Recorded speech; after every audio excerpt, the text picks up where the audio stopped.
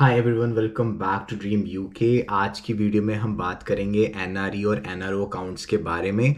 ये bank accounts होते हैं जो आपके इंडिया में खुलते हैं और ये वीडियो ना आपके लिए बहुत ही ज़्यादा इम्पॉर्टेंट है अगर आप एक इंडियन सिटीज़न हो जो कि अब यूके में आके रह रहे हो, यहाँ पे या तो पढ़ाई कर रहे हो, जॉब कर रहे हो, कुछ भी कर रहे हो। ये वीडियो देखना आपके लिए बहुत ही ज़्यादा इम्पॉर्टेंट है बिकॉज इसमें मैं आपको बताऊँगा कि इंडियन गवर्नमेंट का एक कंपलसरी लॉ है जिसके हिसाब से अगर आपके पास एक एनआरआई स्टेटस है तो आपके लिए कंपलसरी है कि आप इंडिया में एनआरई एनआरओ अकाउंट खुलवाओ। मैं आपको ये भी बताऊंगा कि एनआरई और एनआरओ अकाउंट होते क्या हैं, इनके बेनिफिट्स क्या होते हैं, इसका नुकसान भी क्या हो सकता है और इसको खुलवाने की प्रोसेस क्या होती है। तो ये सारी चीज़ें मैं आपको वीडियो में एक्सप्लेन करने वाला हूँ, सो वीडियो को एंड तक ज़रूर देखना। अब अगर हम बात करें एनआरई और एनआरओ अकाउंट के बारे में, सो एनआरई की फुल फॉर्म होती है नॉन रेजिडेंट एक्सटर्नल और एनआरओ की फुल फॉर्म होती है नॉन रेजिडेंट ऑर्डिनरी। तो आपको ये समझाने से पहले कि ये दोनों अकाउंट होते क्या हैं, पहले मैं आपको गवर्नमेंट का रूल बता देता हूँ कि अगर आप एक एनआरआई बन चुके हो, और एनआरआई का रूल होता है अगर आप इंडिया से 182 से ज़्यादा दिन के लिए बाहर हो या फिर आपने डिसाइड करा कि एक अनसर्टेन पीरियड ऑफ टाइम के लिए आप इंडिया छोड़ के बाहर जा रहे हो for any reason like work, study, employment, anything, तो आप एक एनआरआई कहलाते हो, आप एनआरआई स्टेटस गेन कर लेते हो। और अगर आप एनआरआई बनने के बाद अपने इंडियन बैंक अकाउंट्स जो आपके सेविंग अकाउंट है उसको अगर आप एनआर या एनआरओ जो होते हैं कैटेगरीज इनमें कन्वर्ट नहीं कराते तो आपके ऊपर बहुत भारी फाइन लग सकता है। जो एग्जिस्टिंग फाइन है वो है कि जितना आपकी सेविंग्स अकाउंट में पैसा है उसका अप टू 3 टाइम्स आपको फाइन देना पड़ सकता है। अगर आपके अकाउंट में समझो 1 लाख रुपए हैं सेविंग्स में तो आपको 3 लाख रुपए तक का फाइन देना पड़ सकता है। वैसे ही अगर आपके अकाउंट में 10 लाख रुपए हैं इंडिया में तो आपको 30 लाख तक का फाइन देना पड़ सकता है। मैं किसी को जानता हूँ, उनका 3 लाख का फाइन तो आ ही गया था इनकम टैक्स डिपार्टमेंट से, क्योंकि उन्होंने अपना अकाउंट कन्वर्ट नहीं कराया था एनआरओ या एनआरई में।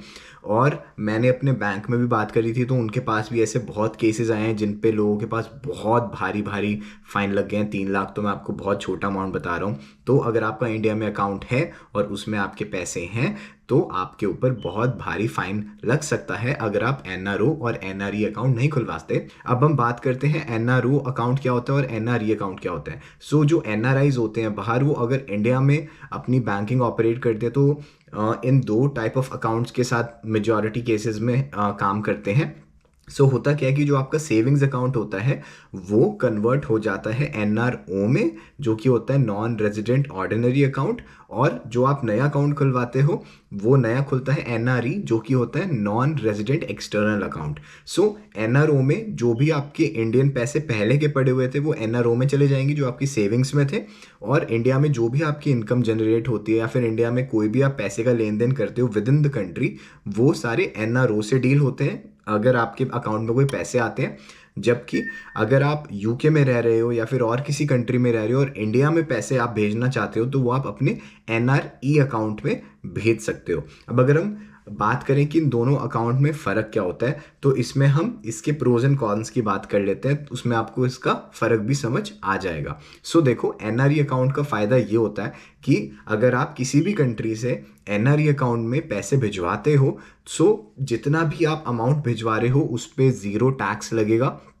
उसके साथ ही साथ आप उस अमाउंट की एफडीज करा सकते हो एक नॉर्मल अकाउंट की तरह। सो जैसे कि मेरी जो एफडीज हैं एनआरई अकाउंट की वो एचडीएफसी बैंक के साथ हैं और मेरे को ऑलमोस्ट 7% इंटरेस्ट पे वो मैंने एफडीज को कराया है, और उन एफडीज पे एनआरई अकाउंट पे 0 टैक्स लगता है। सो अगर आप एनआरई अकाउंट से एफडीज कराते हो तो आपको 7% इंटरेस्ट मिल सकता है विद 0 टैक्स लाइबिलिटी, उन पे कोई भी टैक्स नहीं बनता। सो ये मेरे को काफ़ी सही चीज़ लगती है, क्योंकि एनीवे अगर मैं यूके में बैंक में पैसे रख रहा हूँ, मेरे पैसे बढ़ नहीं रहे हैं, अगर मैं उनको इन्वेस्ट नहीं करता हूँ तो इससे बेटर है कि मैं मेजॉरिटी ऑफ अमाउंट अपने एनआरई अकाउंट में भेज दूँ जहाँ पे वो कॉन्टिन्यूसली ग्रो होते रहेंगे without any tax implication.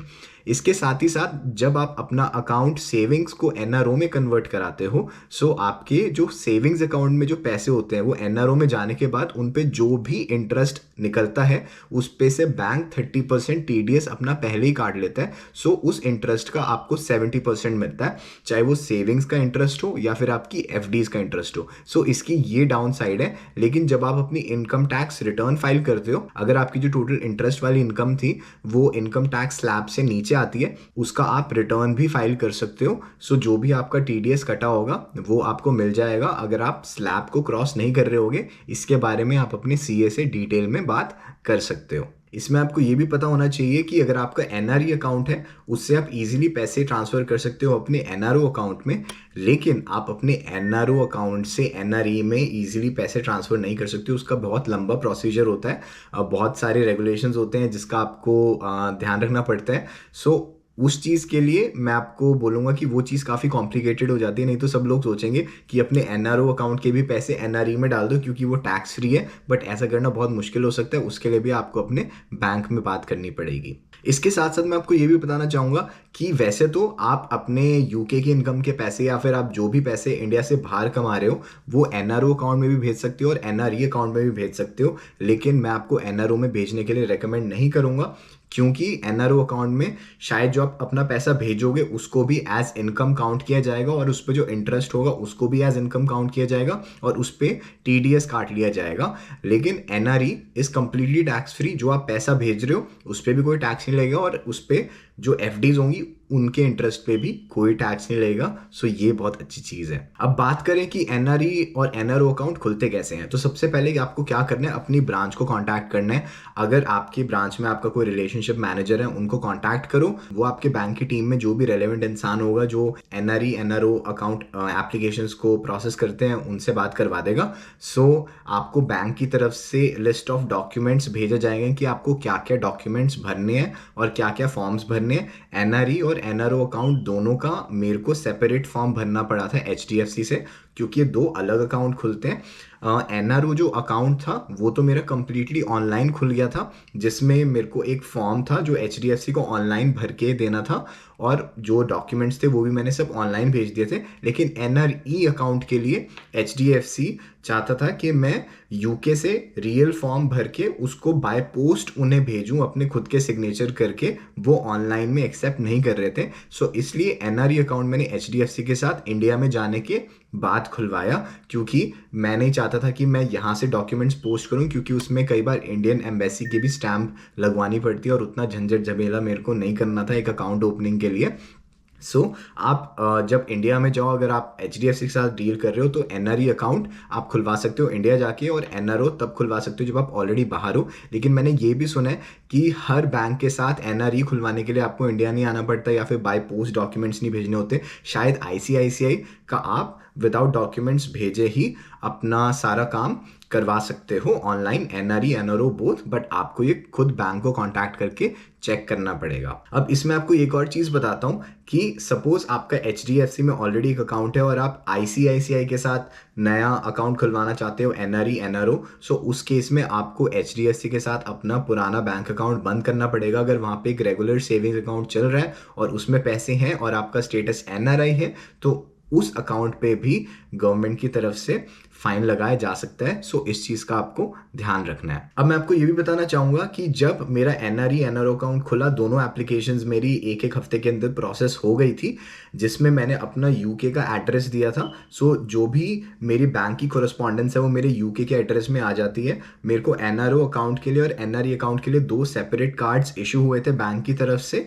NRO account के लिए मेरे को एक रुपए कार्ड मिला था जिसको मैं इंडिया में ही यूज़ कर सकता हूँ, और एनआरई अकाउंट के लिए मेरे को एक इंटरनेशनल वीज़ा या मास्टर कार्ड कुछ मिला था जिससे मैं इंटरनेशनल पेमेंट्स कर सकता हूँ।